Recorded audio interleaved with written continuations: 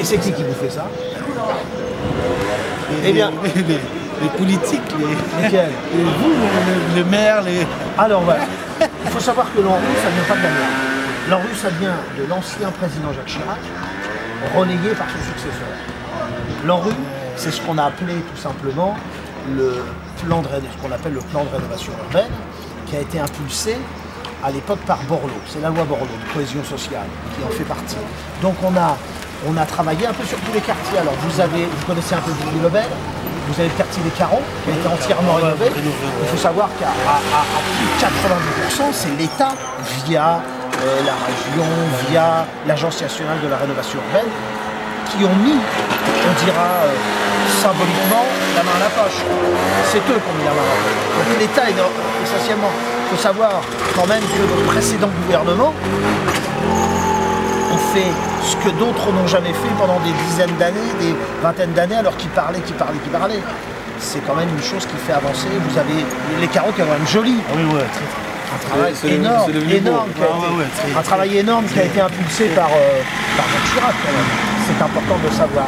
Bien sûr, il y a une participation de la ville, mais l'idée au départ a été faite comme ça.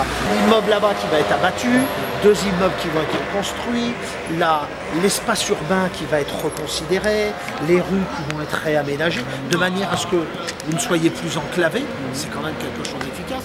Vous avez de la verdure qui va être mise, vous avez une crèche qui va... Good afternoon. Voilà, il y a quand même pas mal de choses. Yeah. Mais il faut se dire quand même que ça n'a pas été impulsé par notre équipe ici, que nous avons ici depuis 60 ans. Ça a été impulsé par l'État, les hommes que je vous ai cités. C'est quand même intéressant parce qu'il faut rendre à César ce qu'appartient à César. Ouais. Thierry, j'espère que tu parles anglais. Pas du tout. Parce on a des anglophones. Voilà, c'est difficile. Moi, j'ai un petit peu de polonais. Mais les Français déjà c'est bon, hein. You know him? L'impression est bonne, hein. Bonjour madame, Thierry Oukonov. Allez, à bientôt, hein. Les Rex, à bientôt. À bientôt. À bientôt, hein. Alors, probablement on se retrouvera. Oui, bien sûr. Moi je suis souvent dans les quartiers, je défends souvent les intérêts des Beauvillésois au conseil municipal parce que je suis dans l'opposition. Et j'adore ma ville. J'adore les gens surtout qui y habitent. L'autre, je voudrais quand même changer les immeubles, les choses, je voudrais changer. Mais les gens, je les aime bien. Donc c'est pour ça que je voudrais le faire. 35 ans que j'habite ici, j'ai eu plein de mômes, certainement vos enfants au judo, entre autres. Je m'occupe du club derrière, là, le club de judo. Je m'éclate dans le sport et je m'éclate en m'occupant des gens. Je crois que c'est plus sympathique de parler comme ça. D'accord. Je compte sur vous. Bah oui, bien sûr. Bien sûr, Rex. Allez, à bientôt. Hein. Ciao, monte bien. Merci, plaisir. bon dimanche. Merci. Qu'est-ce que vous en pensez, surtout pour les jeunes? Pour les jeunes là qui sont comme ça depuis le matin, le soir, et tous les jours, sans métamorphose. En fait, ce qu'il faut prendre pour les jeunes ici, c'est véritablement le problème en main. Faire une étude sur la catégorie de jeunes qui traînent dans la rue, on va dire, qui traînent, connaître les raisons. Si on arrive à en connaître les raisons, c'est le travailleur d'éducateur qu'on doit mettre en place. Les éducateurs qui nous ramèneront et qui le font aujourd'hui, mais les informations sont peut-être pas traitées de la même manière. En tout état de cause, il s'avère que le problème ne se résolve pas.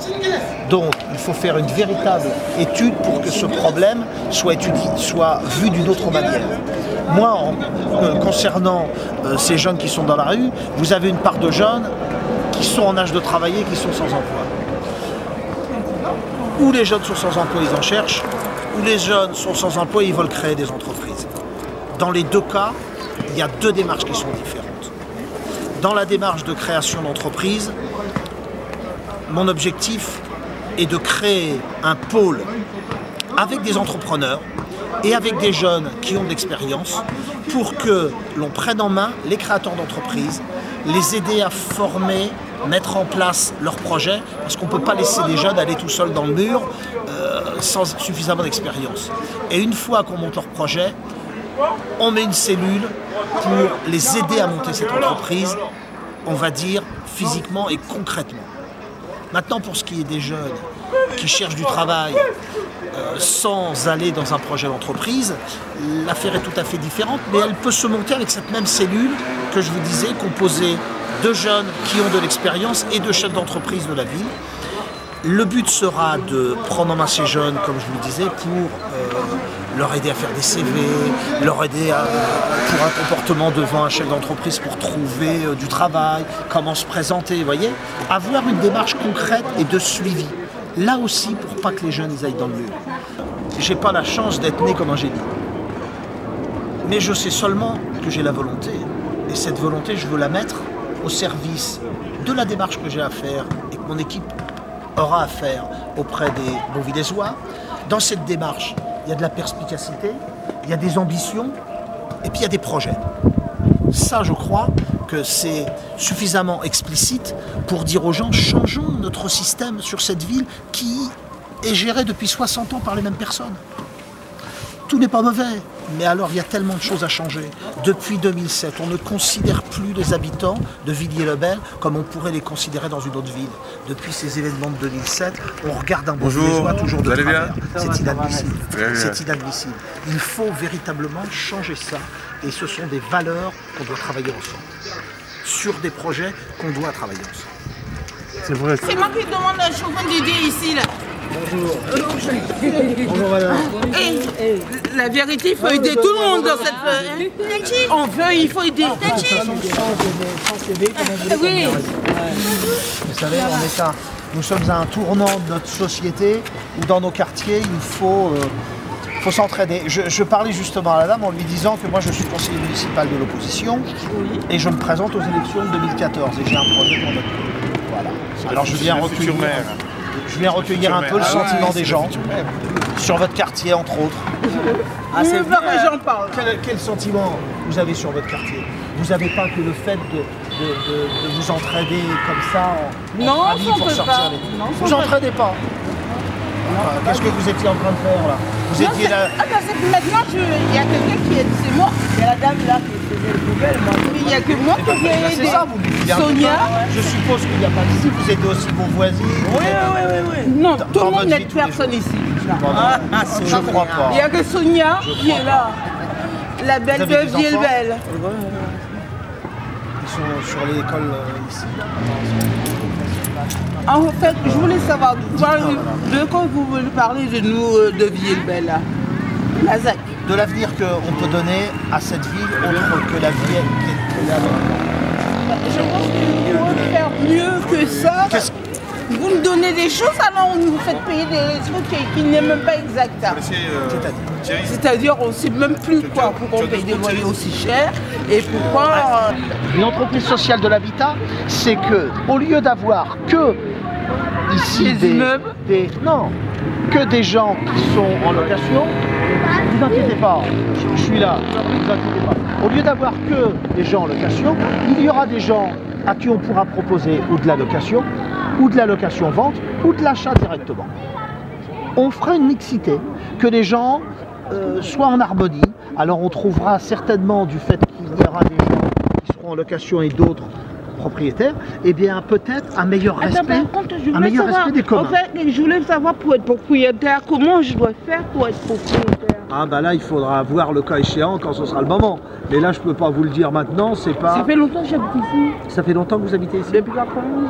91. C'est sûr que vous auriez aimé, par exemple, être propriétaire. Bah aujourd'hui, avec l'équipe que vous avez en place et les bailleurs sociaux que nous avons, c'est pas leur projet actuel. Ah, d'accord. C'est le mien. Donc, vous avez un numéro de téléphone, une adresse? Vous allez bientôt avoir les documents dans votre boîte aux lettres. Bientôt. Mais c'est le mien. Sachez qu'à ce moment-là, vous pourrez m'interpeller. Mais monsieur, maintenant je veux vous Monsieur dire... Oukolov. Je m'appelle Monsieur Oukolov. C'est un nom facile à retenir. Oukolov. Je prends direct. Voilà. Bon. Un mois et demi de gratuité sur le loyer, c'est-à-dire pas de décompte des charges. Alors que cette année, les gens, ils ont payé en plus de leur poche. En plus de leur poche. Moi, par exemple, je vous donne un exemple. En 2018, j'ai eu un mois et demi, c'est-à-dire l'équivalent à peu près de 850 € de décompte de charges, pour moi. L'année dernière, on m'a dit non, vous avez gaspillé plus, vous nous devez 16 € en plus. Alors ça veut dire que si chaque foyer s'est fait avoir de 890, vous avez qu'à faire le compte. Combien? Non, mais c'est... D'une. De deux, j'ai passé 2011-2012 avec une température à la maison en hiver jusqu'à 36-38 degrés. Ça veut dire que chez moi, vous êtes en short et en maillot de corps. Alors que dehors, il fait du moins 9 degrés, moins 8 degrés. Vous habitez à quel étage? Plein, deuxième étage. D'accord. Oui, c'est pas haut en C'est plus. plein. On a tout fait. Ma fille, ça m'a coûté jusqu'à 2 visites médicales par mois. Malade gonflé, le nez, toujours. J'ai dit, laissez tomber. Ouais, cette année, on me dit que je leur dois 16 €. Qu'est-ce que je peux faire? Rien. Monsieur... Depuis quelques mois, attendez, depuis quelques mois, moi je vous montre les reçus de loyer. Tous les mois, 2 €, 3 € en plus, et ça augmente, et ça augmente, et ça augmente. Taxe d'habitation, j'ai eu 900 € à payer. Et bien franchement, je vous amène dans mon parking. Moi, pour moi, ici, Liébel, c'est un dortoir. J'ai toujours travaillé, je n'ai jamais chômé. Enfin, je suis pas... Alors, je paye des impôts, je paye une taxe d'habitation. Et quand j'arrive et je trouve une casse, c'est une casse mon parking. Allez-y voir. Oui, c'est derrière le... Quand j'amène ma fille de salle, c'est une l'école casse. Émile Zola, quand je l'amène et je passe entre les 2 tours là-bas, c'est des rats comme ça, mais comme ça, qui passent, qui se baladent devant mes pieds, alors que ma fille a 6 ans. Pourquoi je paye 200 € de taxe d'habitation? Et tous ceux qui sont passés comme monsieur, tout le monde disait on va régler le problème, on va régler le problème. Il y a même une association de locataires. On leur a toujours barré la route. Qu'est-ce qui... Monsieur, qui est passé? Qui est passé? Dites-moi qui est passé, monsieur. Ce sont les mêmes. Attendez, monsieur. N'oubliez pas que c'est les mêmes qui sont là. C'est toujours les mêmes qui passent, monsieur. C'est toujours les mêmes depuis 60 ans qui passent. Déjà Didier Rayon, déjà... Non mais attendez, vous me donnez les noms, ce sont toujours les mêmes, monsieur. Ce sont les mêmes depuis 60 ans. Est-ce que les gens qui sont passés... Attendez, parce que là, vous êtes en train de me parler d'un problème. Justement, je vous ai expliqué. Mon but, c'est quoi? C'est de faire inverser la vapeur quant au logement social.